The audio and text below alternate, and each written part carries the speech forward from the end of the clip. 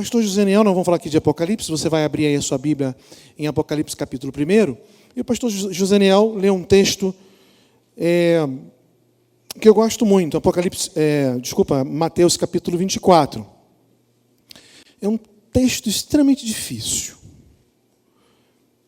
mas ele tem muitas verdades ali. Eu já estudei esse texto, já procurei dissecá-lo ali, ele, pelo menos na visão apocalíptica que eu tenho, ele é muito esclarecedor ao meu ver. Mas é difícil, um texto muito difícil. E quando foi lido a respeito dos falsos profetas, eu me lembrei de uma história que eu quero compartilhar com vocês. Então conta aqui um homem, um pai de família, ele ficou desempregado e ele reuniu todas as suas economias. E ele falou para a família que iria, então, se manter com aquelas economias, com toda a rescisão que ele havia recebido, até um novo emprego, e a cada dia sairia para colocar o currículo e, então, tentar uma nova vaga no mercado de trabalho. E assim ele o fez. Todo dia ele saía com a pastinha, com o seu currículo, ele era muito bem conceituado, muito competente. E ele, então, colocava, e as pessoas analisavam, olha, você realmente é muito competente, mas nós não temos a vaga que você pretende. E assim ele foi o primeiro mês, o segundo mês, no terceiro mês, que ele já estava assim, bem apertado. Ele falou assim, olha, esposa, eu tenho que conseguir alguma coisa. Tem que conseguir alguma coisa. E ele viu um anúncio num zoológico. E ele achou aquilo assim um tanto quanto inusitado, mas disse assim, olha, eu preciso ganhar o pão de cada dia. E ele foi nesse zoológico. Ele sentou com o administrador do zoológico, conversou, mostrou o seu currículo. O administrador ficou assim, muito, muito impactado, mas disse assim, olha, eu não tenho vaga para você. Na verdade, o que eu tenho aqui, que você não vai aceitar, ele é até um tanto quanto... alguns se sentem assim humilhados, mas é a única coisa que eu tenho. O meu gorila morreu. Eu tenho uma fantasia de gorila. Se você topar ser o gorila do zoológico, você tem um emprego. Aí ele na cadeira coçou a cabeça e falou assim, gorila? E aí, e o que tem direito? E vale transporte, não tem todos os direitos. Tá bom, vou encarar essa. Ele colocou a fantasia de gorila, porque era coisa assim imediata. Ele foi lá para a jaula. Primeiro dia de trabalho, olha, o camarada fantasiado de gorila. Então, meu irmão, se você está desempregado, não fique desesperançado. Pode ficar pior, ou até melhor, dependendo da ótica, né? Aí, ele ficou lá, o zoológico abriu, né? Antes de abrir, ele ficou fazendo aquele trejeito, como é que um gorila se comportava numa jaula. Imaginou, né? Esse filme antigo de Tarzan e tal, batia no peito, urrava e tal.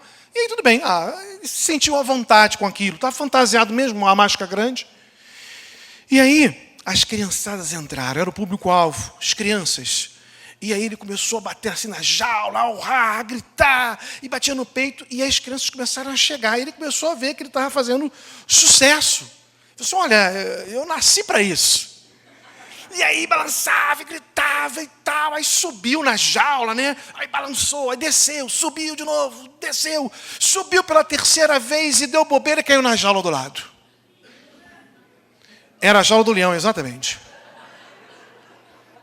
Ele caiu na jaula do leão e as crianças começaram a gritar aquele som horroroso, pavoroso, porque o leão começou a se aproximar. E ele ficou com muito medo. E você sabe que o medo ele pode desencadear ou uma ou outra reação em você, ou o medo faz com que você corra desesperadamente, ou ele te congela. E ele ficou estátua, ele não conseguia sair daquela posição. Todo mundo gritava, sai daí, gorila, o leão está se aproximando. E ele tentava, mas as pernas tremiam e ele não conseguia sair. E cada passo que o leão dava em direção para ele, as crianças gritavam. Tenta imaginar essa cena, você lá vendo que o leão vai devorar aquele gorila e o gorila não sai do lugar. E aí, naquele momento, no ápice, ele sente aquela patona do leão assim no seu ombro. Tá! E ele, agora eu morri. E imediatamente ele ouve uma voz: fique tranquilo que eu também estou fantasiado.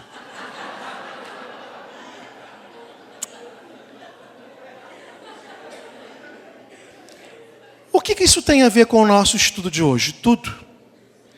Porque a nossa preocupação em boas novas, haja vista que o texto de Mateus diz para nós nos preocuparmos com aquilo que é falso, a preocupação nossa a introduzir, depois a discorrer nas demais quartas-feiras a respeito de Apocalipse, com a perspectiva do retorno, da volta de Jesus, não é trazer nenhum estudo ilusório, mentiroso ou falso, mas um estudo que vai ser pautado nas Sagradas Escrituras, a fim de que você possa estar atento aos sinais e preparado para o retorno de Jesus. Irmãos, é algo muito sério. Tem muito crente brincando e achando que Jesus não vai voltar, porque ele não voltou até agora. Minha bisavó era crente, falava esse negócio de voltar a Jesus, Maranata. Isso que o pastor Zeniel fez aqui, minha avó fazia lá comigo quando era pequenininho. Aí minha avó, minha mãe, e esse tal de Jesus nunca voltou. Jesus voltará, irmãos. E a igreja dele precisa ser uma igreja decente, uma igreja correta, não uma igreja de fantasias, não uma igreja de falsidade, mas uma igreja sincera, que vive o retorno de Jesus, trabalhando para a glória de Deus. Amém? Então a perspectiva é essa. Então teríamos que ter assim muito tempo para trazer um estudo profundo de Apocalipse, toda aquela simbologia. Tem várias escolas, é extremamente complicado. Então nós vamos trazer aqui algo não profundo, evidentemente, até porque a minha parte hoje é o capítulo 1 de Apocalipse. E nós vamos fazer uma introdução ao tema desta noite. Tá certo? Então, a autoria desse livro é de João, tá? Tá lá. João é o escritor, e ele fez isso quando ele estava lá em reclusão na ilha de Patmos, no capítulo 1, que você está com o seu livro aberto. Verso 1, e depois tu vai pular para o verso 9, 1 e o 9. Nós só vamos ficar só no capítulo 1 hoje, tá? Então, 1 e o 9 diz assim: revelação de Jesus Cristo, que Deus lhe deu para mostrar aos seus servos o que em breve há de acontecer. Ele enviou o seu anjo para torná-la conhecido a seu servo João. Eu, João, irmão e companheiro de vocês no sofrimento, no reino e na perseverança em Jesus, estava na ilha de Patmos por causa da palavra de Deus e do testemunho de Jesus. Então o próprio livro já identifica quem é o autor. Na verdade, o autor é o próprio Deus, mas ele revela isso no coração e mente de João, para que ele possa, então, apenas ser o escriba ou o escritor desse texto. E aí você vê assim, a revelação de Jesus Cristo, que Deus lhe deu para mostrar aos seus servos. Os destinatários são as 7 igrejas da Ásia Menor, versículo 11. Estão lá as igrejas assim, em epígrafe: Éfeso, Esmirna, Pérgamo, Tiatira, Sardes, Filadélfia e Laodiceia. E quando você vai então do capítulo 2 até o capítulo 4 ou 5, se não me falha a memória, você vai ver Jesus se revelando à igreja, aos anjos da igreja, ali no meio da igreja, e falando das suas qualidades, dos seus problemas, dos seus defeitos. Quem tem ouvidos, ouça o que o Espírito diz à igreja, e assim você vai aprendendo o que o Senhor queria dizer para cada uma dessas igrejas. E aí, só para cada uma dessas igrejas, tem todo um estudo. Alguns dizem que cada igreja era uma era específica, que vai pontuar até os dias de hoje. Outros não, que eram as igrejas daquela época que estavam passando realmente problema. Então, nós não vamos entrar nesses pormenores, porque nós não temos tempo para isso. Mas é um estudo que precisa de mais profundidade, para que possamos tecer todos os detalhes, tá? Então nós não seremos minudentes nesta noite, não vamos trocar muito miúdo, não, tá? O tema do livro de Apocalipse é a vitória de Cristo e de sua igreja sobre Satanás e seus seguidores. Esse é o tema. Lá em Apocalipse 17, exceção aqui nesse momento, versículo 14, diz assim, Apocalipse 17, 14. Guerrearão contra o Cordeiro, mas o Cordeiro os vencerá, pois é o Senhor dos senhores e o Rei dos reis, e vencerão com ele os seus chamados, escolhidos e fiéis. Tá certo? Existem 4 formas de interpretação do livro de Apocalipse. São 4 escolas. A primeira é a preterista, de pretérito ou passado, a histórica, a futurista e a escola idealista. Então, assim, muito rápido, o método preterista considera o contexto histórico da interpretação de Apocalipse, ou seja, muito do simbolismo presente no livro está relacionado aos acontecimentos contemporâneos da época em que foi escrito. É a escola preterista. Então, alguns vão dizer que muitas coisas que aconteceram no livro de Apocalipse é João vivendo no meio do império de Nero, então é algo que já aconteceu, não vai retornar. É assim que essa escola interpreta, método preterista. O historicista, eles analisam as profecias do livro de Apocalipse e outras profecias bíblicas correlatas, e essas profecias são interpretadas como se fossem se cumprindo ao longo da história. Dessa forma, muitas profecias já se cumpriram, outras estão em pleno cumprimento, e também há aquelas que ainda se cumprirão.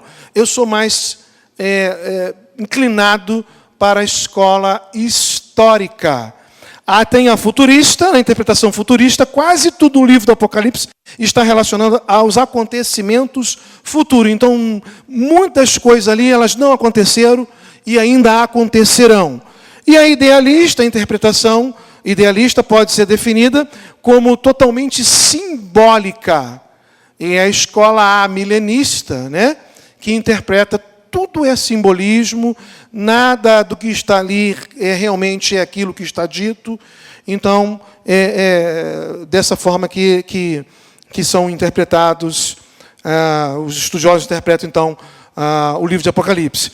E eu já, fazendo assim um estudo um pouquinho mais profundo, já surgiu uma outra escola, pastor José Nel, que é a escola eclética, que ela pega um pouquinho de cada uma dessas 4, e faz uma junção, tira o melhor delas para fazer, então, a sua interpretação do livro de Apocalipse. No capítulo 1, no versículo 1, como nós já lemos, a revelação é do próprio Deus, e ele dá a Jesus Cristo, que entrega ao anjo Gabriel, e esse, então, vai notificar a João as ordens, ou a ordem dos acontecimentos. Então, para quem são destinados esses livros, além da igreja, mas não igreja no sentido de estrutura física, mas a todos os seus servos, daquela época e do presente. Então é um livro atualíssimo, e nós precisamos estar atentos aos sinais do retorno de Jesus. Daniel, Ezequiel, Mateus, tem uma literatura apocalíptica muito grande ali. Isaías. Não pode estudar só Apocalipse se a gente quiser entender o assunto mais a fundo, tá? Então, o negócio é bonito, tá? É bonito, isso leva muito tempo. Então, vamos aqui caminhando aqui. O versículo 3 diz assim: feliz aquele que lê as palavras desta profecia, e feliz aqueles que ouvem e guardam o que nela está escrito, porque o tempo está próximo. Então, o verso 3 aqui, ele vai falar de alguns níveis ou estágios espirituais que nós precisamos estar atentos, que são 3. O primeiro nível, aqueles que leem. Você pode estar, isso está registrado aí, ó. Feliz ou bem-aventurado aquele que lê. são os servos que leem a palavra e conhecem e dedicam tempo para o seu estudo. Você já viu que o nosso pastor, ele tem batido muito nessa tecla. A dedicação que os crentes precisam ter em analisar, em debruçar-se no manual, na palavra de Deus. E o versículo 3 aqui diz que são bem-aventurados aqueles que leem. Mas também diz assim, o segundo nível, aqueles que ouvem são os servos que se permitem ficar em silêncio para ouvir a voz de Deus que vai falar aos seus corações. O texto não está dizendo assim, ó, se você não quer ler a Bíblia, pelo menos ouve. Não é isso, não. Você tem que estar enquadrado nos 3 níveis. Você vai ler a palavra de Deus, se dedicar ao estudo da palavra de Deus, depois você vai ter um tempo para você ouvir o que Deus quer falar ao seu coração. E o terceiro nível diz, aqueles que guardam. Essas pessoas já leram, essas pessoas já ouviram, e agora elas vão guardar a palavra de Deus. Do versos 4 ao 6, o texto ali, quando você chegar em casa, você lê por gentileza, vai revelar para quem está sendo destinado o livro de Apocalipse. Vou pular o 7, é onde eu quero fazer aqui a minha um pouquinho mais de profundidade. Mas de 8 ao 20, encerrando o capítulo 1, vai falar então a revelação do Senhor Jesus Cristo ali. João começa a identificar que é Jesus que está conversando com ele. Né? E tem toda uma simbologia, os pés de latão, a voz saindo com uma espada, tá ok? Mas é a pessoa do Senhor Jesus Cristo. O verso 7, ele diz assim, ó, eis que ele vem com as nuvens, e todo olho verá, até mesmo aqueles que os traspassaram, e todos os povos da terra se lamentarão por causa dele. Assim será. Amém. O Novo Testamento fala do retorno de Jesus 318 vezes. Apocalipse, o versículo 7, é a primeira menção no livro do retorno de Jesus. O primeiro capítulo já diz, no versículo 7, que o Senhor Jesus Cristo virá com as nuvens e todo o olho o verá. É a volta de Jesus. Esse Apocalipse, logo no primeiro capítulo, no versículo 7, no início do livro, logo depois do prólogo, logo depois da introdução, já nos alerta, já nos orienta, já nos adverte acerca da volta de Jesus. A pergunta que fica para cada um de nós é, como estamos nos preparando para o retorno de Jesus? Você tem se preparado para a volta de Jesus? Jesus disse em vários momentos, em Mateus, em Tessalonicenses, que o seu retorno será, para muitos, uma surpresa, assim como um ladrão chega para arrombar a casa e você não espera que um ladrão vai adentrar a sua casa. Assim será a volta de Jesus no sentido da surpresa. Mas se nós estivermos preparados, aguardando o retorno de Jesus, trabalhando, vivendo em novidade de vida, em santificação, como se o Senhor Jesus Cristo voltasse a cada 1 minuto da sua vida que vai se passando, quando soar a trombeta, você fala, para mim não é novidade. Eu estava aguardando. Para alguns vai ser um desespero. Para outros vão gritar para o céu assim, volta, não vem agora, porque eu ainda não estou preparado. Essa é uma realidade, irmãos, em que a igreja de Jesus não pode brincar. Em que a igreja de Jesus, ela não pode pagar para ver, como diz no popular. Mas a igreja precisa estar preparada. Mateus capítulo 24, dando prosseguimento à leitura que o pastor Josaniel fez, dos versos 37 a 39, Jesus faz uma alusão aos tempos de Noé. E ele fala assim, como foi nos dias de Noé, assim também será na vinda do Filho do Homem. Pois nos dias anteriores ao dilúvio, o povo vivia comendo, bebendo, casando-se e dando-se em casamento. Até o dia em que Noé entrou na arca. E eles nada perceberam, até que veio o dilúvio e os levou a todos. Assim acontecerá na vinda do Filho do Homem. Nos tempos de Noé, as pessoas estavam lá, comendo, bebendo, casando-se, dando-se em casamento. Na nossa época, tem muitas pessoas que estão vivendo assim. a teoria do Zeca Pagodinho. Deixa a vida me levar, vida leva eu. Tem muita gente boa vivendo desta forma, sem se preocupar com o que a Bíblia orienta a respeito do retorno e estar assim, vivendo em consonância com as profecias que estão se cumprindo a cada dia. Por exemplo, foi lido em Mateus 24, e por se multiplicar a iniquidade ou a maldade, o amor de muitos se esfriará. Essa palavra lá no original, iniquidade, é anomia. Nomos, no grego, é lei, é ordem. E o prefixo a geralmente é uma negação. Então, anomia são os sem lei. Então, por se multiplicar aqueles que não querem viver debaixo da lei. E eu pergunto, estamos vivendo nessa época em que as pessoas não estão nem aí para a lei? Lei de Deus, lei dos homens, não estão se importando. O amor de muitos está se esfriando? Sim.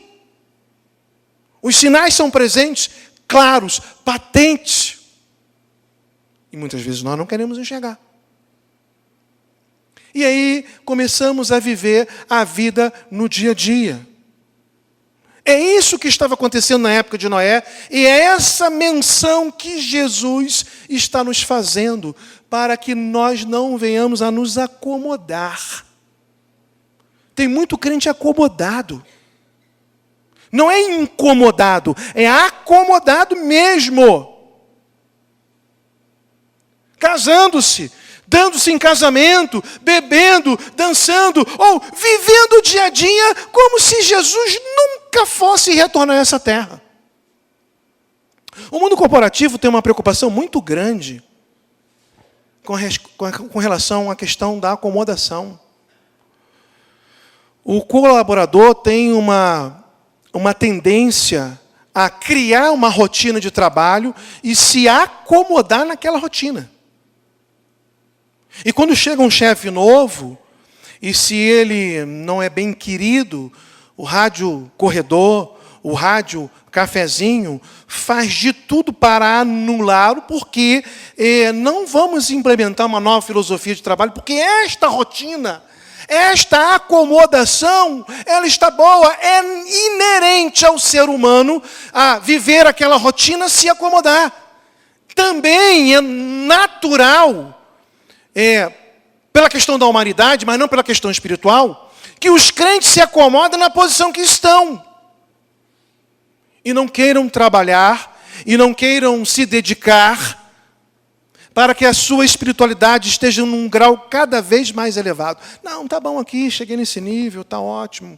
Eu já li a Bíblia tantas vezes e já sei tudo que ela tem a falar ao meu coração. Não podemos agir assim, irmãos. O Senhor Jesus Cristo nos alertou a respeito da vigilância. Em Mateus 24, 42, ele fala assim: portanto, vigiem, porque vocês não sabem em que dia virá o seu Senhor. Em Marcos 13, 23, ele alerta: por isso, fiquem atentos, avisei-os de tudo antecipadamente. Jesus avisou antecipadamente. Em Lucas 21, 34, tenham cuidado para que os seus corações não fiquem carregados de libertinagem, bebedeira e ansiedade da vida. Fiquem acomodados com as coisas da vida. E aquele dia venha sobre vocês inesperadamente. Então ele sabia a respeito desta acomodação. Em Mateus 26, 40, ele fala assim: então voltou aos seus discípulos e os encontrou dormindo. Vocês não podem vigiar comigo nem por uma hora? Perguntou Jesus. É hora de vigilância, irmãos. É hora de estar preparados. Alerta. Porque Jesus vem muito em breve. As evidências estão aí. Muito grande. Para quem é pré-milenista como eu sou, e aí é uma das teorias, eu até acho que o pastor Wagner é pré. Aí quando eu vi ele falando assim, quase que eu dei um pulo do banco ali. Para nós, os pré-milenistas, é muito evidente que o terceiro templo será construído. Se você tem uma curiosidade de pesquisa de internet, entre lá e vê lá o Instituto O Templo. Instituto O Templo. Está tudo preparado para a construção do terceiro templo. O menorá, que é de 2 metros, custou mais de 5 milhões de dólares, já está confeccionado. A grande preocupação do judeu era a clonagem do bezerro vermelho de Números, porque era com o bezerro vermelho que fazia o sacrifício e aspergia todo o material do templo em sacrifício e em consagração ao Senhor, e eles já conseguiram clonar, está lá nos Estados Unidos guardado as 7 chaves. Já tem todo o dinheiro para a construção do terceiro templo. Todo o dinheiro. Só não construíram ainda, porque tem lá a mesquita de Omar, e ainda não sabe se é um pouquinho mais para a direita, se é um pouquinho mais para a esquerda, se é um pouquinho mais para frente, se vai derrubar a mesquita de Omar para construir o novo templo lá, que era de Salomão, naquela posição. Mas isso tem a ver com o Apocalipse? Tem, porque o texto diz assim, o anjo falando para João, pega a vara de medir e vai medir os côvados do templo. Como medir os côvados do templo se ele não existe? Se ele não existe, olha, o templo, aí é uma questão de estudo da palavra. Se você já viajou, já foi à Itália, você já viu que lá na Itália tem vários arcos, como o Arco de Triunfo na França. E cada arco no seu interior conta a sua história. E tem um arco de Tito, que conta a história da invasão em Jerusalém no ano 70 e a destruição do templo. O templo foi destruído no ano 70. E os historiadores dizem que Apocalipse foi escrito mais ou menos no ano 95. Como fazer menção a um templo que já foi destruído para medir o templo se está destruído? Então tem que ter o terceiro templo. Então, todas as evidências, elas apontam para o retorno de Jesus. Então, quero destacar aqui, muito breve, algumas verdades sobre a volta de Jesus e o comportamento cristão. Em primeiro lugar, os que aguardam o retorno, a volta de Jesus, o fazem não acomodados, mas renegando, ou pelo menos deve ser assim, porque é uma orientação bíblica, renegando diariamente as paixões mundanas. Vou repetir. Os que aguardam a volta do Senhor o fazem, não acomodados, mas renegando diariamente as paixões mundanas. Tito, capítulo 2, de 11 a 13, o autor diz assim, porque a graça de Deus se manifestou salvadora a todos os homens. Ela nos ensina a renunciar à impiedade e às paixões mundanas, e a viver de maneira sensata, justa, piedosa, nesta era presente, enquanto aguardamos a bendita esperança. E qual é a bendita esperança? A gloriosa manifestação do nosso grande Deus e Salvador, Jesus Cristo. Tito, capítulo 2, de 11 a 13, fala que nós devemos viver renunciando à impiedade e às paixões mundanas, porque estamos aguardando a volta de Jesus, irmãos. Não estamos acomodados, Ele não vem mais. Vamos aqui fazer a nossa rotina e está tudo bem. Um dia eu leio a palavra, aí uma outra semana eu não leio e está tudo certo. Não é assim que devemos viver. Não podemos agir assim. Lembre lá do zoológico. Aqui não é uma igreja onde as pessoas estão fantasiadas de gorilas e leões. Mas nós estamos vestidos com a nova veste, lavada e remida pelo sangue de Jesus. E devemos agir assim, irmãos. Em segundo lugar, os que aguardam a volta do Senhor fazem não acomodados, mas desejando uma vida santa. Mateus 24, de 42 a 44, o autor diz assim, portanto, vigiem, porque vocês não sabem em que dia virá o seu Senhor. A santidade vai requerer de nós viver uma vida de vigilância. A santidade vai requerer de nós viver uma vida de vigilância, olhando, vigiando no sentido do que a Bíblia tem para me orientar acerca dos sinais da volta de Jesus. O que a Bíblia tem me ensinar acerca daquele que quer destruir a minha vida e vai lançar dardos inflamados para tentar me aniquilar, para tentar me dissuadir, para tentar desviar a minha vida dos santos e retos caminhos do Senhor. É uma vigilância completa, irmãos. Ainda não estamos na glória celeste. Vivemos em estado de céu, mas não estamos no céu. Vivemos em estado de eternidade. A nossa eternidade começou no momento em que recebemos a Jesus Cristo como único, suficiente Salvador, mas ainda não chegamos no estágio final. Então temos que passar algumas etapas. E estamos nelas. E temos que vivê-las. Porque Deus assim deseja para cada um de nós. Em terceiro lugar, os que aguardam a volta do Senhor fazem não acomodados, mas desejando viver uma vida de serviço, sendo fiéis. Lucas 12, 42 a 44, o Senhor respondeu: quem é, pois, o administrador fiel? O mordomo fiel. A palavra mordomo e mordomia cristã significa aquele que administra algo de alguém. A Bíblia diz que nós somos mordomos de Cristo. Não na ideia assim, pastor, você vai lá para os Estados Unidos? Eu vou lá para fazer. Está na mordomia. Não, se for mordomia cristã, eu estou, mas se for aquela mordomia de uma conotação equivocada, não. Mordomo é aquele que administra o bem de alguém. José era mordomo ou administrador de Potifar. José foi mordomo, administrador do Egito. Ele era o vice. Lembra que o faraó falou assim, você só não vai ter uma posição maior que a minha. Mas depois de mim, quem manda é você. Ele era o administrador. Então o texto diz, o Senhor respondeu, quem é, pois, o administrador fiel e sensato, a quem seu Senhor encarrega dos seus servos para lhe dar sua porção de alimento no seu tempo devido?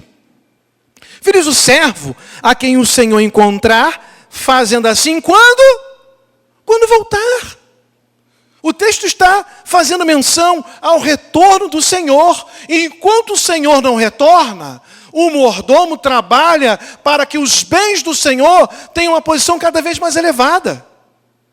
Lembra daquele que, olha, eu vou dar um talento para você, ele duplicou, o outro chegou a 10 e um outro enterrou. O que enterrou pegou o talento e devolveu. Ele não devolveu nada, não. Mas o Senhor era exigente. Você não sabia que o Senhor é exigente? Você enterrou o seu talento. Você se acomodou. Quando o Senhor voltar, está falando da volta de Jesus, Ele quer nos encontrar como administradores fiéis. É assim que precisamos viver, irmãos. Apocalipse, claro. Vamos assim, 666, irmãos, eu descobri o que é 666. 666 é isso. Tá bom, e aí? O que você vai fazer com isso? O anticristo é o Papa. Sabe por que dizem que o anticristo é o Papa? Vou te esclarecer. E nós não podemos fechar a questão em cima disso. Porque diz que são 10 chifres, são 10 reinos, depois vão sobressair 2 em cima dos 10. E ali é um poder eclesiástico e um poder político. O único neste mundo que tem poder eclesiástico e poder político lá no Vaticano é o Papa. Por isso que as pessoas dizem que o Papa que é o anticristo. Mas não tem nada disso, irmãos. Não dá para fechar a questão em cima disso. Então assim, irmãos, o anticristo é o Papa. Quantos papas já passaram? Então não adianta estudar Apocalipse na perspectiva de que cada detalhe que fala ali, o dragão é o demônio, a mulher simboliza a igreja, a estrela é isso. E você não fazer absolutamente nada para que quando Jesus retornar, Ele te encontre numa posição de servo fiel. Não podemos ser meros especuladores. Mas precisamos viver na prática, de uma forma pragmática, aquilo que o Senhor Jesus quer para as nossas vidas. O último ponto aqui, meus amados irmãos. Os que aguardam a volta do Senhor o fazem, não acomodados, como que aguardando a reprimenda do próprio Senhor. Eu vou aguardar a volta de Jesus, estou comandado. Depois ele me dá uma reprimenda como um pai, fala com o filho, e está tudo certo. Não é assim que nós devemos agir. Apocalipse capítulo 3, de 15 a 16. Veja lá, é a igreja de Laodiceia. Apocalipse 3, de 15 a 16, fala assim: conheço as suas obras. Sei que você não é frio nem quente. Melhor seria que você fosse frio ou quente. Assim, porque você é morno, nem é frio e nem quente, estou a ponto de vomitá-lo da minha própria boca. Então o Senhor Jesus não deseja nos encontrar acomodados, porque os mornos, a reprimenda vai ser muito drástica, irmãos. Muito drástica. Vamos fazer aqui uma análise histórica, para que possamos entender o que o Senhor Jesus Cristo está dizendo para a igreja de Laodiceia.